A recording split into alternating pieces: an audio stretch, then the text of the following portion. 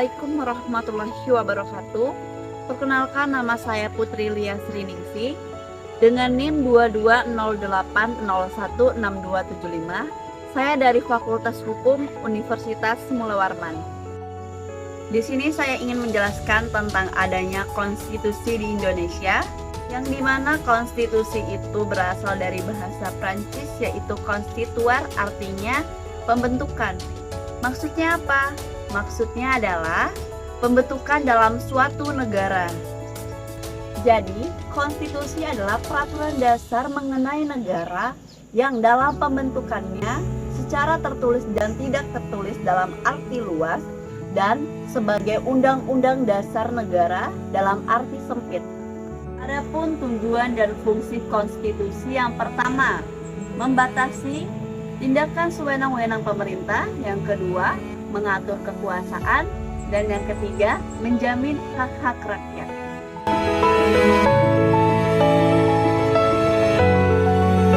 Karena tanpa adanya konstitusi, maka suatu negara tidak akan dapat terbentuk, sehingga konstitusi dalam suatu negara menjadi pedoman yang mengatur jalannya pemerintah, pembatasan kekuasaan, dan menjamin hak-hak asasi manusia. Adapun kedudukan konstitusi, yang pertama, mengatur batas wewenang kekuasaan, kedua, menjamin hak-hak rakyat, ketiga, mengatur jalannya pemerintah, dan yang keempat, mencapai cita-cita bernegara. Secara umum, fleksibel artinya menyesuaikan sesuatu, dan rigid artinya tidak mudah berubah.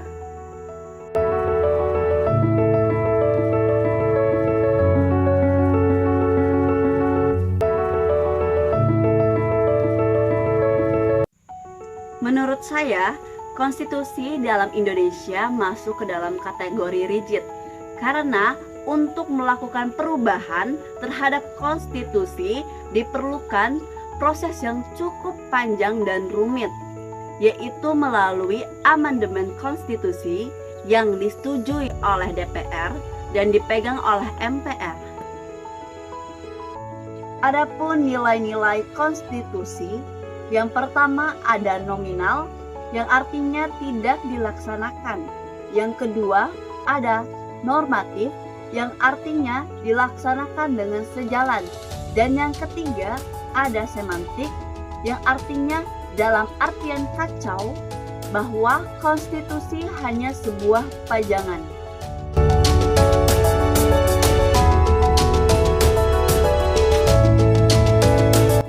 Menurut saya, Indonesia masuk ke dalam konstitusi normatif karena mengacu pada nilai-nilai yang diatur dalam konstitusi sebuah negara dan dianggap dalam kehidupan berbangsa dan bernegara.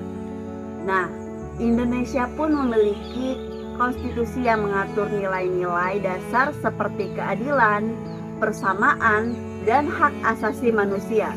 Dengan begitu, konstitusi masuk ke dalam nilai normatif karena dilakukan dengan sejalan. Adapun hak-hak konstitusi, yaitu yang pertama hak untuk hidup, kedua hak memperoleh keadilan, ketiga hak kebebasan individu, dan yang keempat hak mengembangkan diri.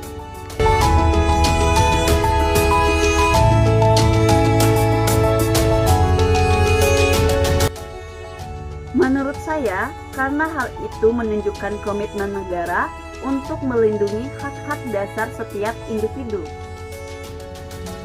Perubahan konstitusi adalah proses untuk mengubah atau memperbarui isi konstitusi dalam suatu negara yang bertujuan untuk memperbaiki kelemahan-kelemahan yang ada dalam konstitusi.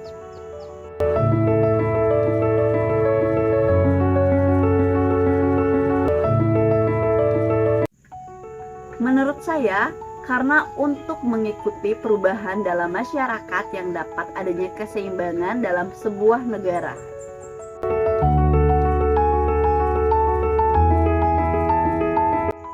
Menurut saya, perubahan konstitusi sangat penting karena untuk menjaga relevansi, memperkuat demokrasi, mengatasi ketidakadilan, dan mendorong pembangunan nasional.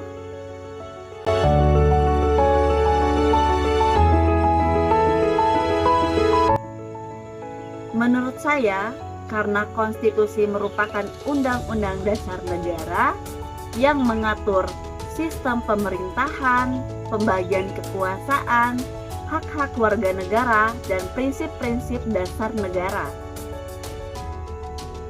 Adapun jenis-jenis penafsiran yang akan saya jelaskan kurang lebih 3 penafsiran, yaitu yang pertama penafsiran tekstual, yang artinya menafsirkan secara kata per kata.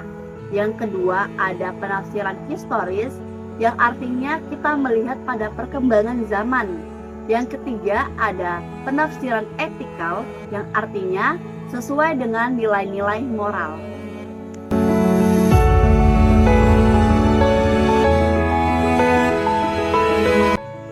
Yang pertama ada konstitusi, yang artinya sebuah pembentukan yang bersifat tertulis dan tidak tertulis. Yang kedua ada konstitualisme, yang artinya mengatur hubungan pemerintah dengan warga negara. Dan yang ketiga ada naskah konstitusi, yang artinya dokumen resmi yang berisi teks konstitusi suatu negara. Itulah penjelasan saya tentang adanya konstitusi di Indonesia. Jika ada salah perkataan dalam penjelasan saya, mohon dimaafkan. Wassalamualaikum warahmatullahi wabarakatuh.